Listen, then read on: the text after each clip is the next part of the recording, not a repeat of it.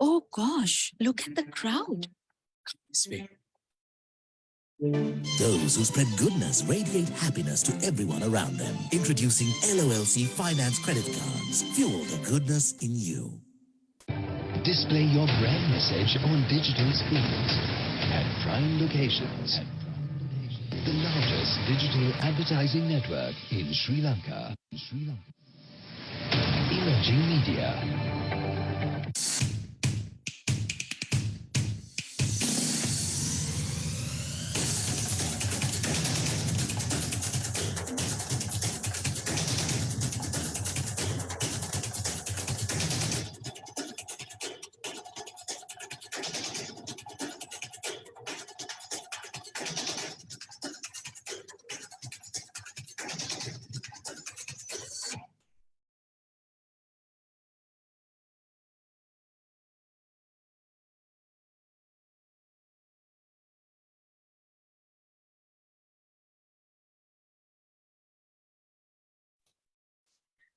This is LMDtv, and I'm Fazmina Imamudeen. Joining us tonight is Dhanushika Shanmuganathan. Hello, Dhanushika. I warmly welcome you to the show. Hello, Fazmina. Good afternoon, and thank you for having me on the forum. Could you walk us through Brand Finance's nation brand rankings and how these rankings are constructed? What indicators and criteria are considered? Yes, absolutely, Fazmina. So, nation branding is about how a country or a place positions and promotes itself. And this is not only as a place for people to visit and invest in, but it's also about building a reputation for the quality of goods and services, as well as the talent that exists within a country. And therefore, nation branding is a rather holistic approach to the identity of a country. And we at Brand Finance have been valuing nations and publishing the nation brand rankings for nearly 20 years now. And our rankings aim to assess both the strength of a nation and also the value of a nation across 100 leading countries annually. So if I may start with the nation brand strength, this is determined through a balanced scorecard of metrics where we evaluate a nation's performance across three key pillars. So firstly, we look at the investment that goes into building a strong nation. And secondly, we look at perceptions about the nation brand across both domestic and international audiences.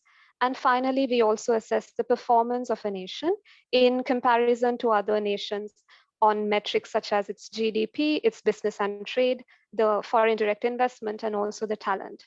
And across these three pillars that I just mentioned, we measure key metrics such as business and trade, the governance structures in place in a country, the international relations, culture and heritage of a country, and of course, even factors like media and communication, the education and science, and also people and values. And in order to construct this nation brand strength, we look at reputable sources such as the International Monetary Fund. We look at data from the United Nations, World Bank, and more recently, we've also started incorporating information from WIPO's Global Innovation Index. And in addition to these sources that I just mentioned, the nation brand strength is also informed by a bespoke survey that we do, which is a very comprehensive research program called the Global Soft Power Index, where we look at perceptions of nations across 100,000 respondents from around the world. And once we've collated the information of nations and how they perform across these metrics, based on these different data sources that I just spoke about, it then feeds into determining the value of a nation brand using a method which is very similar to the mechanism employed to value the world's largest corporate brands as well. And the Brand Finance's nation brand ranking has a lot to do with how the financial performance of the economy contributes to building the nation's brand value. Sri Lanka has dropped from being ranked 68th in 2021 in the nation brand rankings to 74 in 2022. Can you shed light on what would have led to this and what this means for Sri Lanka? A quick glance at the rankings shows that many countries have held on to their 2021 ranking positions, So what do you think caused Sri Lanka's drop? Yes, Fazmina. So as you rightly highlighted, um, most of the countries in our ranking have been able to retain their 2021 rankings. And another interesting trend that we've noticed in our rankings this year is that across the world, the values of the world's nation brands have substantially returned to their pre-pandemic values. And nation brand valuations, in summary, are based on a very forward-looking macroeconomic forecast. And the positive outlook on recovery from COVID-19 has been key in driving this year's increases in brand value across the world. But at the same time, Sri Lanka has experienced a decline in its rankings with a drop in both the nation brand strength and also nation brand value. And this largely stems from the fluid political situation and the heightened fiscal, trade, and financial sector imbalances, which we have been facing the past couple of months, and which have also resulted in high uncertainty for Sri Lanka's economic outlook. We saw the economy as a whole to contract in the first half of 2022. And this was seen across most sectors amidst shortages of materials and supply chain disruptions that we were going through. So all of these factors that I just spoke about impacted how the nation is being perceived amongst the audiences, and therefore impacted the nation's strength and also the value in our 2022 rankings. What are the implications for a country of these rankings? Yeah, so in a global marketplace, a nation brand is one of the most important aspects to any country because it, of course, encourages inward investment into your nation. It adds value to your country's exports, and it also plays a role in attracting tourists and skilled migrants into your country. And the nation brand ranking is a study that provides an all-round review of the perceptions and also the value of your nation brands. That is, it takes into account your presence and the reputation and the impact a nation has on the world stage. And through our rankings, nations are able to really get an understanding about the strength and value that they hold, which is, of course, key for governments and even corporates in order to achieve success. It allows nations to identify their strengths and weaknesses and also improve their growth strategies going forward.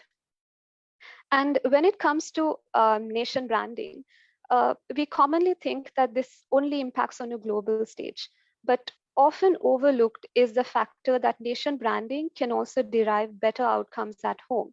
For example, it encourages domestic tourism in your country. It encourages consumption of domestic goods and services rather than imports. And just in general, it makes people feel better about their country and where they live in. But of course, most of the benefits accrue in the sphere of the international stage, and some of which include attracting increased foreign investment into your country, increased tourism into your country. It encourages the business climate, the success of how your country is viewed in terms of its political influence, and even your international partnerships. So in short, such rankings help stakeholders, both governments and other corporates alike, understand the perceptions towards their nation brand, and the benefits of understanding this can be seen on both domestic and international platforms. How can understanding the perceptions of a nation's brand help direct a country's positioning? How will this help Sri Lanka's storytelling and nation branding efforts? Yes, so by understanding how your nation brand is perceived on a domestic and international markets, we will be able, or rather the nation brand managers will be able to adopt a very strategic approach to their branding efforts. It will enable them to prioritize what their themes are. What should the theme around my nation brand be? Define the target groups and work towards long-term goals and long-term positioning of the nation. And understanding perceptions will help brand managers produce a common message, which can be communicated consistently and effectively. And this could result in greater benefits being seen for the nation. And just as a couple of examples, there are several nations globally that have leveraged their understanding of how the nation drives, or understanding of their nation to drive their branding efforts. So for example, Finland understood that they are very well known globally for their environment and sustainability. And therefore, they place a lot of emphasis on climate communications in their branding efforts. And they have also seen positive results as a result of this. Sri Lanka, however, is yet to adopt such a common nation branding effort. We are, of course, as a nation known for our knowledge-based industries, our innovation, and our hospitality in the tourism industry. And understanding or using these perceptions to develop strategic and long-term branding efforts will be imperative for Sri Lanka's branding going forward. Could you please share some insights of how this ranking will impact Sri Lanka's attempts to position itself as an attractive destination for foreign investment?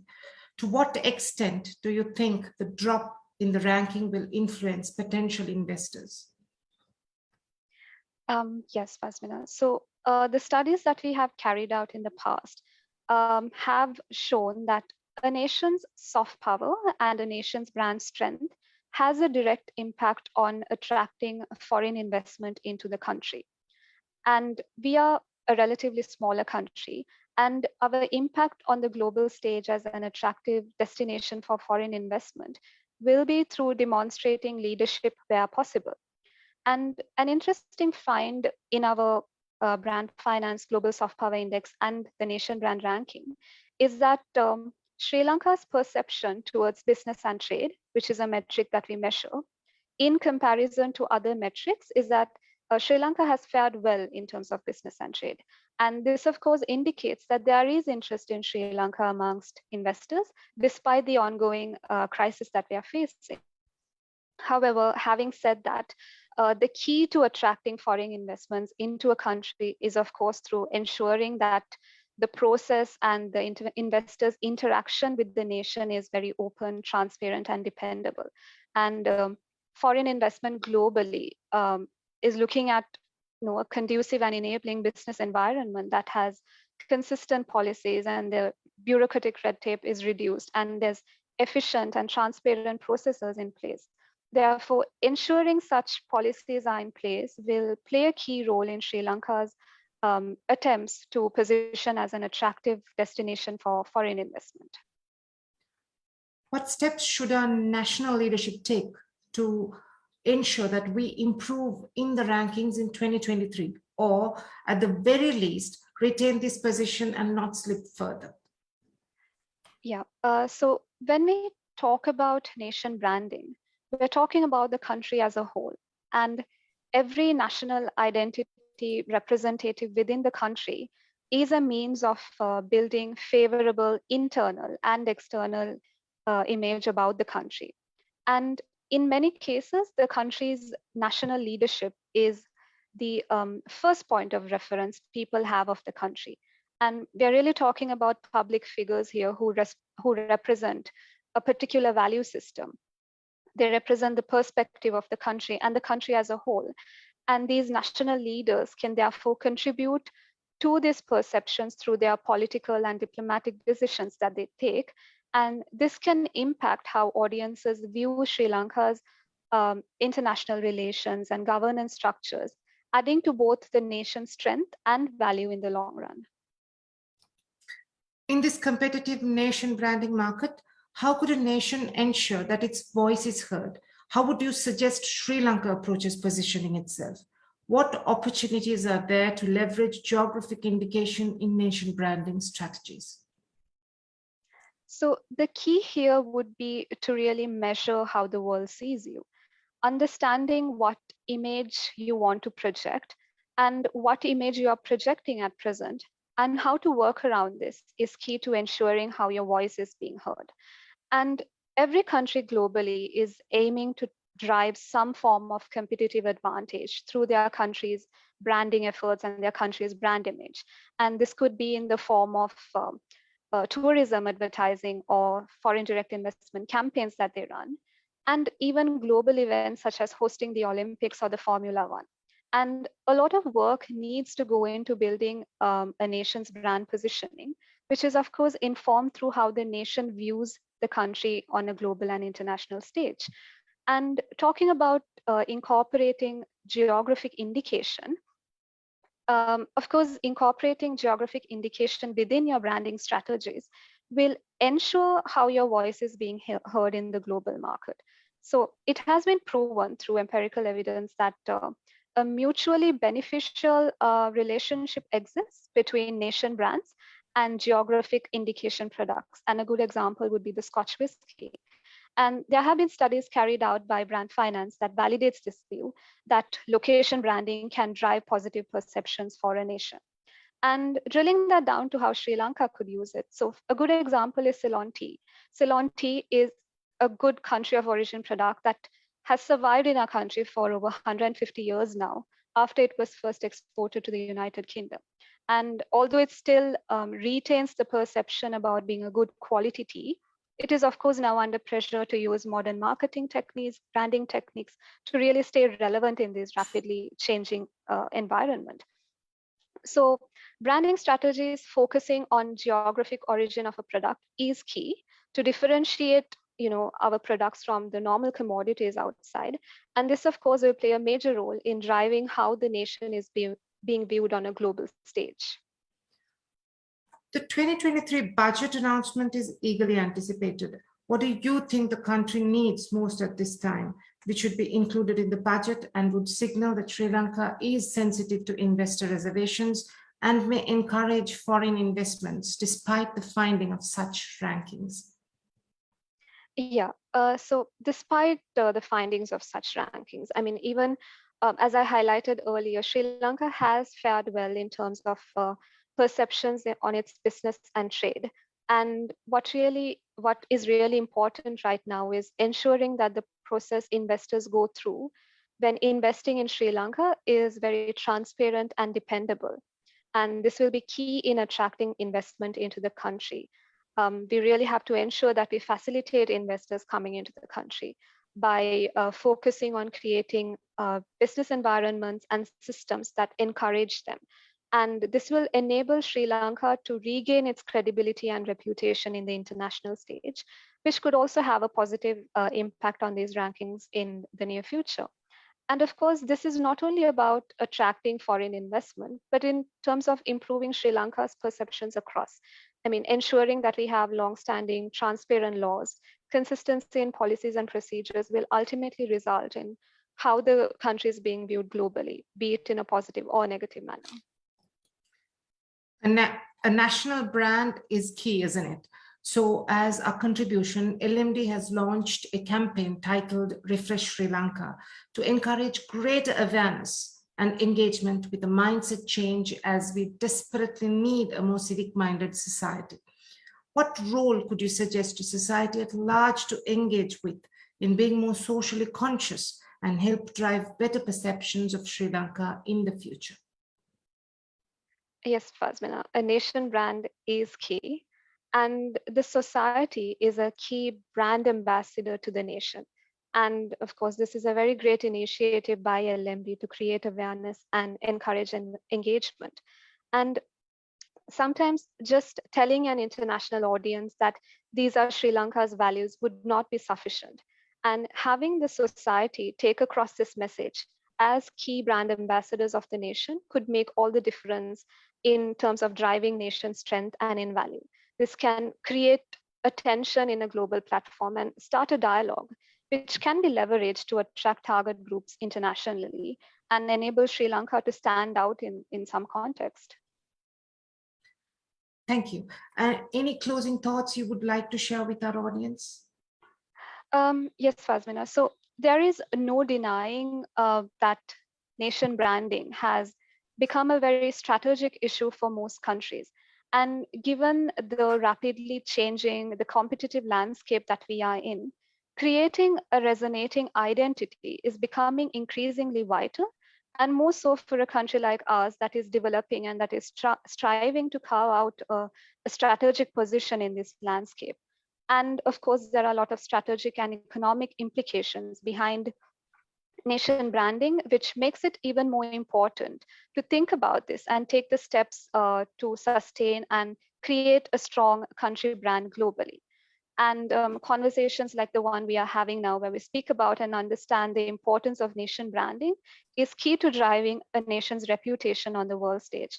And hopefully there will be more conversations going forward in order to understand what Sri Lanka's perceptions are in a domestic and international scale, and how these can be leveraged to drive and benefit the economic outlook of our country.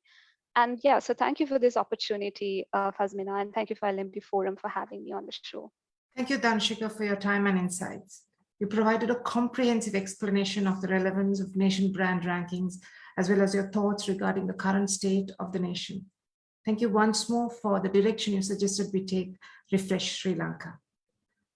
Thank you so much, Fazmina. That's all from us. Good night. Good night.